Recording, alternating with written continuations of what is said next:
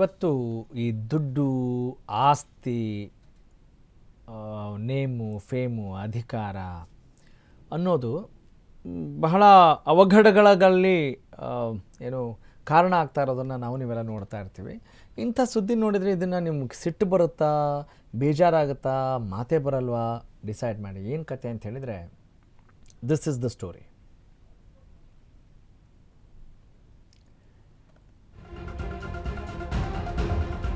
ಆಸ್ತಿಗಾಗಿ ತಂದೆ ಕಥೆಯನ್ನೇ ಮುಗಿಸಿದ್ರ ಮಕ್ಕಳು.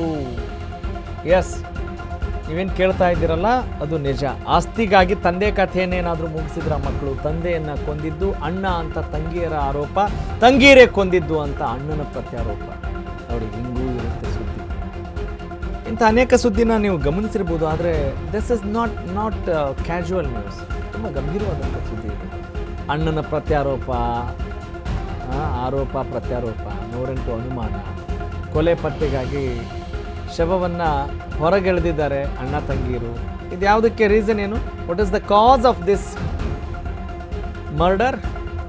ಪ್ರಾಪರ್ಟಿ. ಆಸ್ತಿಗಾಗಿ ಅಣ್ಣ ತಂಗಿಯರ ನಡುವೆ ಇದೆಂಥ ಕಲಹ. ಏನು ಖುಷಿ ಪಡ್ತಾರೋ ಆಸ್ತಿಯನ್ನು, ತಂದೆ ದೇಹವನ್ನು, ತಂದೆ ಆ ಜೀವವನ್ನು ಅಸ್ಥಿ ಮಾಡಿ, ಬೂದಿ ಮಾಡಿ, ಈಗ ಆಸ್ತಿಗಾಗಿ ಆರಾಮಾಗಿರೋಕ್ಕಾಗತ್ತಾ ಅನ್ನೋದು ಬಹಳ ಇದು ಮಾನವೀಯತೆಗೆ ಒಂದು ದೊಡ್ಡ ಕಪ್ಪು ಚುಕ್ಕೆ ಅಂತ ಅನಿಸುತ್ತೆ.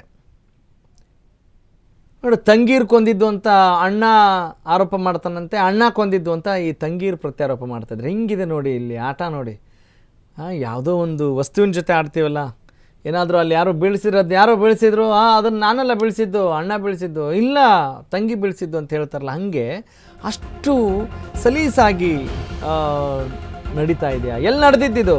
ಹಾವೇರಿ ಜಿಲ್ಲೆಯ ಶಿರಬಡಗಿಯಲ್ಲಿ ನಡೆದಿರುವಂಥ ಒಂದು ಘಟನೆ, ಬೆಚ್ಚಿ ಬೀಳಿಸಿರುವ ಘಟನೆ ಇದು. ಇಲ್ಲಿ ದುಃಖ, ಆಕ್ರೋಶ, ಪಾಪ ಪ್ರಜ್ಞೆ, ಎಲ್ಲ ಎಮೋಷನ್ಸ್ಗಳು ಕೂಡ, ಎಲ್ಲ ಭಾವನೆಗಳು ಕೂಡ ಕಾಡುವಂಥ ಸುದ್ದಿ ಇದು.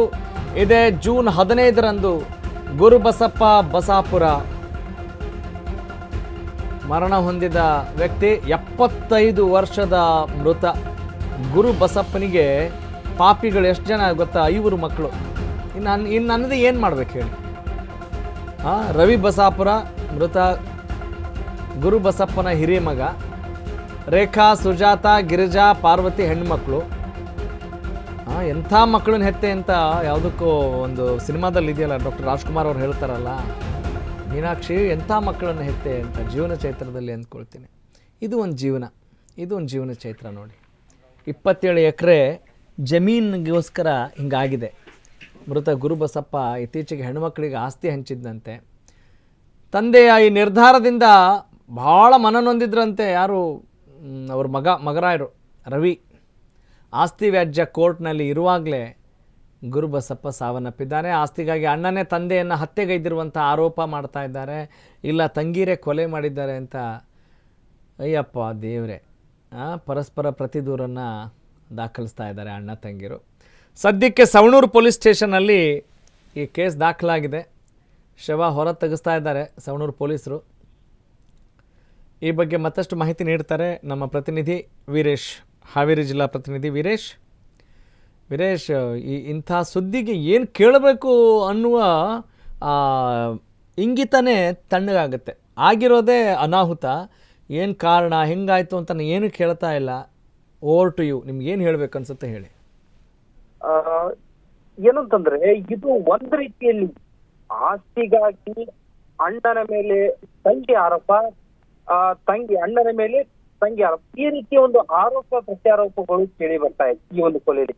ಯಾಕಂತಂದ್ರೆ ತಂದೆ ಆದವನು ತನ್ನ ಕರ್ತವ್ಯವನ್ನ ಸರಿಯಾಗಿ ಮಾಡಿದ್ದಾನೆ. ಅಂದ್ರೆ ತಮ್ಮ ಮಕ್ಕಳು ಎಲ್ಲರಿಗೂ ಒಂದೇ ರೀತಿ ಅನ್ನೋ ರೀತಿಯಲ್ಲಿ, ನಮ್ಮ ಮಕ್ಕಳು ಎಲ್ಲಾ ಮಕ್ಕಳು ನನಗೆ ಒಂದೇ ಅನ್ನೋ ಭಾವನೆಯಿಂದ ಸರಿಯಾಗಿ ಆಸ್ತಿ ಹಂಚಿಕೆ ಮಾಡಿದ. ಆದ್ರೆ ಇಲ್ಲಿ ಆಗಿದ್ದ ಬೇರೆ. ಏನಂತಂದ್ರೆ, ಅವನ ಹಿರಿಮಗ ಆದಂತವನು ಏನಂತ ತಂದೆಯನ್ನೇ, ಈಗ ಇಲ್ಲಿ ಒಂದು ಅನುಮಾನವೂ ಕೂಡ ಸ್ಪಷ್ಟವಾಗಿದೆ. ಯಾಕಂದ್ರೆ ಕಳೆದ 1 ವಾರದ ಹಿಂದೆ ಈಗಾಗಲೇ ಏನಂತಂದ್ರೆ ಗುರುಬಸಪ್ಪ ಬಸಾಪುರಲ್ಲಿ ಸಾವನ್ನಪ್ಪಿದ್ದ. ಕಳೆದ ಒಂದು 15ನೇ ತಾರೀಕಿನಂದು ಸಾವನ್ನಪ್ಪಿದ್ದ.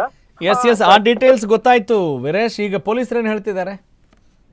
ಪೊಲೀಸರು ಈಗಾಗ್ಲೇ ಏನಂತಂದ್ರೆ ಏನು ಹೆಣವನ್ನ ಅಂದ್ರೆ ಶವವನ್ನ ಹೊರ ತೆಗೆದು ಈಗಾಗಲೇ ಮರಣೋತ್ತರ ಪರೀಕ್ಷೆಗೆ ಹಾಜರುಪಡಿಸಿದ್ದಾರೆ. ಇನ್ನೇನು ಸರಿಸುಮಾರು 9 ಗಂಟೆಗೆ ರಾತ್ರಿ ಅದರ ಒಂದು ರಿಪೋರ್ಟ್ ಕೂಡ ಬರಲಿದೆ.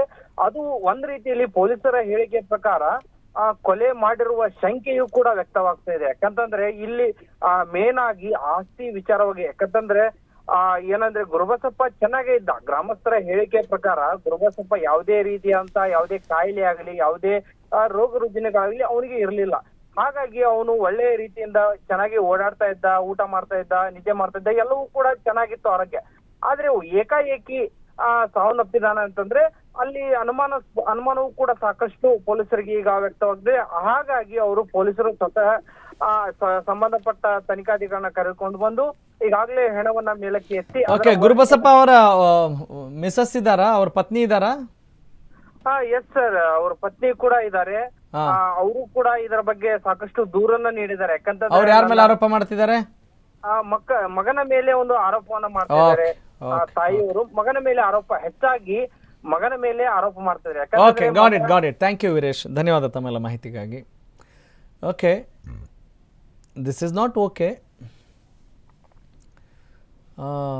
ಗ್ರಾಮಸ್ಥರು ಇದಕ್ಕೆ ಸಂಬಂಧಪಟ್ಟ ಹಾಗೆ ಮಾತಾಡ್ತಾ ಇದ್ರು. ಅವರಿಗೆ ಅಲ್ಲಿ ಹಕ್ಕಿಕತ್ ಗೊತ್ತಿರುತ್ತಲ್ಲ, ಅವ್ರು ಹೆಂಗೆ ನಡ್ಕೊಳ್ತಾ ಇದ್ರು, ಏನು ಕತೆ, ಆ ಆಧಾರ ಮತ್ತು ಮೃತ ಗುರುಬಸಪ್ಪ ಅವರ ಪತ್ನಿಯ ಹೇಳಿಕೆಗಳು ಇಲ್ಲಿ ಬಹಳ ಇಂಪಾರ್ಟೆಂಟ್ ಆಗುತ್ತವೆ ಅಂತ ಅನಿಸುತ್ತೆ.